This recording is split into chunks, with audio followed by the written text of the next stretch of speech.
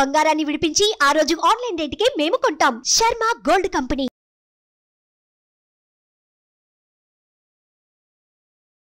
నమస్తే, welcome to Suman TV. నేను మీ యామ్ని. ప్రస్తుతం మనతో ఉన్నారు ప్రముఖ ఆధ్యాత్మికవేత్త డాక్టర్ అనంతలక్ష్మి గారు ఉన్నారు. అమ్మని అడిగి మనకున్న సందేహాన్ని అడిగి తెలుసుకుందాం. నమస్తే అమ్మ. నమస్తే తల్లి. అమ్మ, ఇప్పుడు మనకి భీష్మ అష్టమి ఉంది, అలానే భీష్మ ఏకాదశి కూడా ఉంది కదమ్మా. ఇప్పుడు భీష్ముడి పేరు మీద ఇలా రెండు ఎందుకున్నాయమ్మా? అసలు భీష్మాష్టమి కానీ భీష్మ ఏకాదశి కానీ దేనికి వచ్చాయంటారు?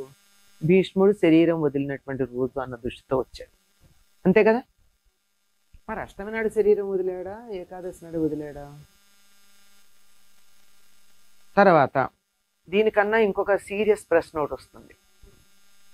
భీష్ముడు శరీరం వదలడానికి యుద్ధంలో పడిపోతే, అయ్యయ్యో ఇప్పుడు ప్రాణం వదులుతావా నాయన, ఉత్తరాయణం రాని అని చెప్పి వాళ్ళమ్మ గంగాదేవి ఆకాశంలో తిరిగే హంసల చేత కబురు పంపించింది. ఏం లేదు, నాకు ఎప్పుడైనా శరీరం వదిలేటటువంటి వరం ఉంది కనుక నేను ఇది వచ్చాకే, ఉత్తరాయణం వచ్చాకే శరీరం వదులుతాను అన్నాడు.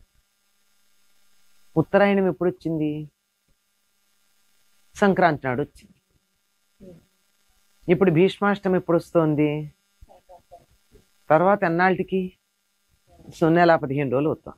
దరిదాపుల్లో జనవరి 15 అయితే ఇది ఫిబ్రవరి 17, అంటే నెల. ఇన్నాళ్ళు ఎందుకు తేడా వచ్చింది? ఇన్నాళ్ళు ఎదురు చూసాడా వచ్చాక కూడా, ఉత్తరాయణం వచ్చాక కూడా?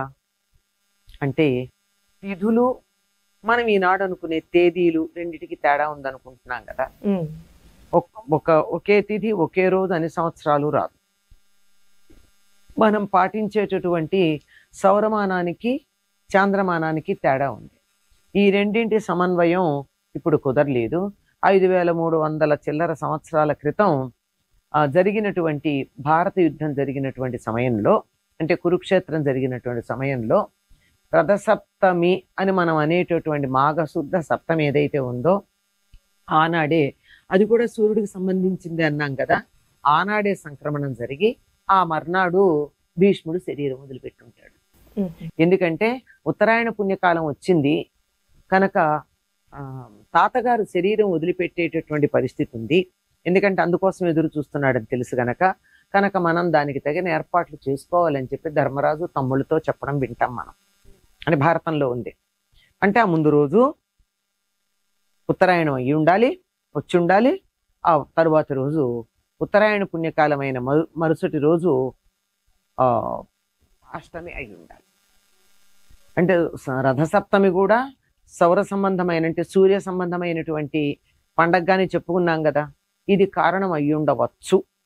ఎందుకంటే మారిపోతూ ఉంటాయి. ఈ చాంద్రమానానికి 28 రోజులే నెలకి, సౌరమానానికి 30 రోజులు కనుక దీనికి దానికి మధ్య సమన్వయం జరిగేటప్పుడు వెనక ముందు అవుతాయని గుర్తుపెట్టుకున్నట్టయితే, ఇక అష్టమి నాడు ఆయన శరీరం వదిలాడు, భీష్మాష్టమి. మరి ఏకాదశి ఏమిటి అంటే, ఆయన 5 రోజులు 5 ప్రాణాలని 5 రోజులు రోజుకొకటి చొప్పున వదిలిపెట్టాడు అంటారు.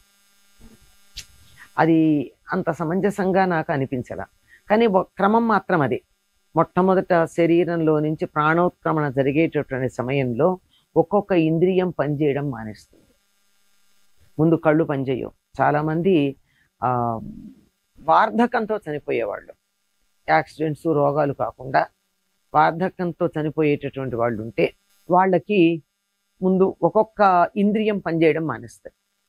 అంటే కళ్ళు కనపడటం లేదు, మనం మాట్లాడుతుంటే కూడా చెవులు వినపడడం లేదు, ముట్టుకుంటే స్పర్శ తెలియడం లేదు. ఇలా వస్తుంది వరుసగా కనుతో మొదలవుతుంది. పంచప్రాణాలని ఒక్కొక్క రోజున ఒక్కొక్కటిగా ఆయన సప్తమి నుండి పూర్ణిమ దాకా వదిలిపెట్టాడు అని ఒక అన్వయం చెప్తారు.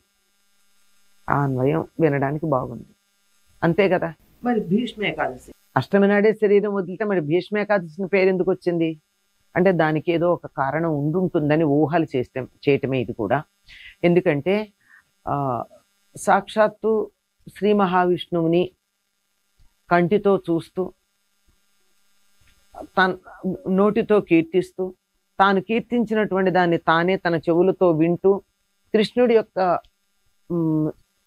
శరీరం మీద ధరించిన తులసిమాల యొక్క పరిమళాన్ని తాను ఆస్వాదిస్తూ ముక్కుతో ఇలా పంచేంద్రియాలతోనూ భగవంతుడి యొక్క అస్తిత్వాన్ని తాను అనుభూతి చెందుతూ ఆ సమయంలో చెప్పాడు కదా, స్తుతి చేశాడు. విష్ణు సహస్రనామం అన్న పేరుతో మనకున్నది. అటువంటి గొప్ప శరీరం వదిలేటటువంటి వాడు, అంత అంత గొప్పగా శరీరం వదిలేటటువంటి భీష్ముడు విష్ణువుకి ప్రీతిపాత్రమైనటువంటి ఏకాదశి నాడు శరీరం వదులుంటాడు అన్న ఒక ఊహ చాలా మంది. లేదా భీష్మ నిర్యాణం తర్వాత భీష్ముడే కదా విష్ణు సహస్రనామం చెప్పింది, అందువల్ల ఆ తర్వాత వచ్చేటటువంటి ఏకాదశికి ఒక్కొక్క ఏకాదశికి ఒక్కొక్క పేరుంది కదా, అట్లా భీష్మ ఏకాదశి అని పేరు పెట్టారు అని చెప్తారు. ఏదో కామద ఏకాదశి, నిర్జల ఏకాదశి, తొలి ఏకాదశి, ఇలా ప్రతి ఉత్థాన ఏకాదశి, పరివర్తన ఏకాదశి, ఇలా ప్రతి వాటికి పేర్లు ఉన్నాయి. అట్లాగే దీనికి కూడా భీష్ముడి పేరు మీదుగా భీష్మ ఏకాదశి అని పేరు వచ్చింది అని చెప్తూ ఉంటారు.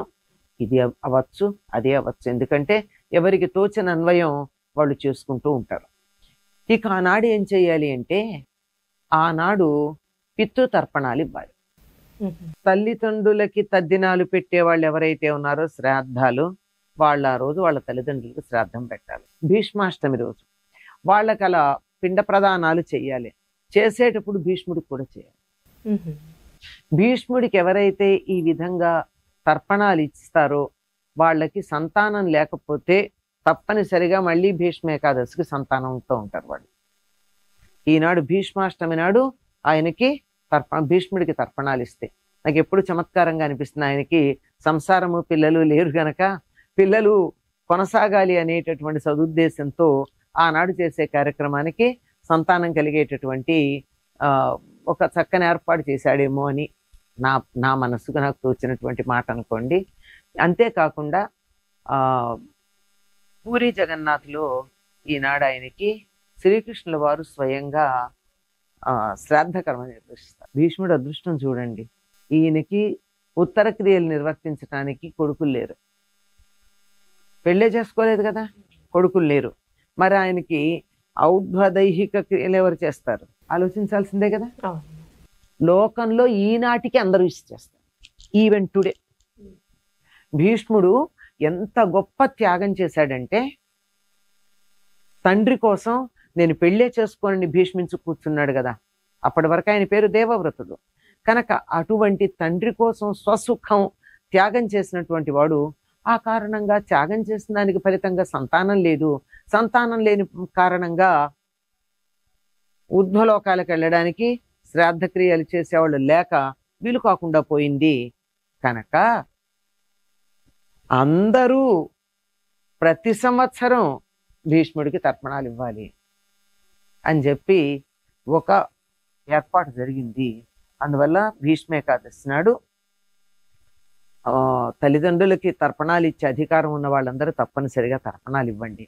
కొంచెం ఓపిక ఉండి మేము శ్రాద్ధమే పెడతాము అంటే తప్పనిసరిగా పెట్టచ్చండి. అటువంటి పరమ పవిత్రమైనటువంటి రోజు భీష్మ ఏకాదశి. అంతకుముందు తర్పణాలు ఇచ్చేటటువంటి రోజు భీష్మ అష్టమి. చాలా చక్కగా తెలియజేశారమ్మా, ధన్యవాదాలు. నమస్తే.